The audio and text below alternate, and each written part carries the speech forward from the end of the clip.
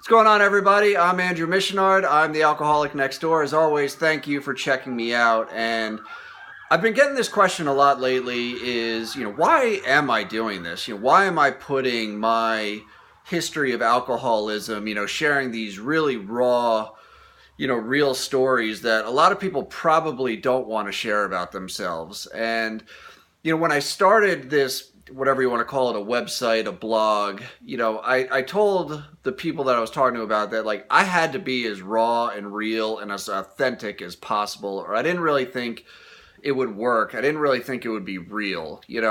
A lot of people from the outside, even people that know me, when they read some of these stories, they had no idea, how bad it was. And I don't think a lot of people on the outside world, if you're not an alcoholic, if you're not an addict, you don't understand what goes through us, the daily struggles and the battles. The last blog that I wrote about, literally strapping vodka to myself just to get through a wedding.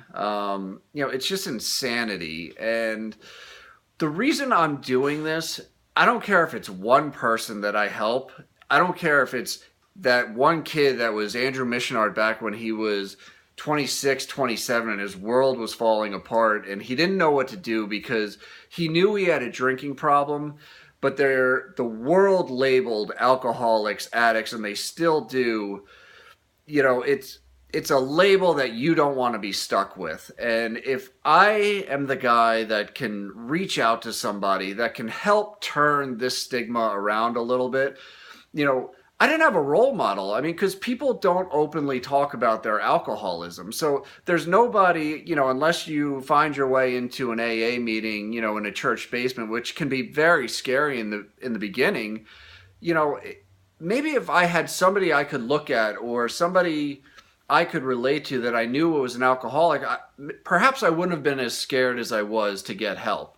So there's probably somebody out there that's just like me that could look at me and say, it's a pretty normal guy that's an alcoholic. He seems to be living a good life.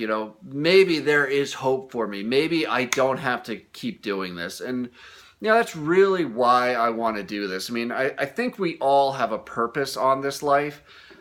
And it took me a long time to figure out maybe my purpose on this life is to change this stigma, is to provide hope and help people to get the help they need to live a better life. And that's really why I'm doing this, for nothing else. So, I don't know if I ever really clarified. Obviously, I go through it on the website, but I figured it was important to touch on.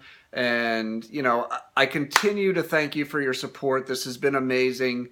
Obviously when I share this stuff, there's a little like, holy crap, am I really sharing this with the world? But, every time I do, the response is great. And I certainly hope I'm helping. And like I said, if it's one person, my job is done. So I ask you to continue to check out the site. I ask you to continue to share to people that you know.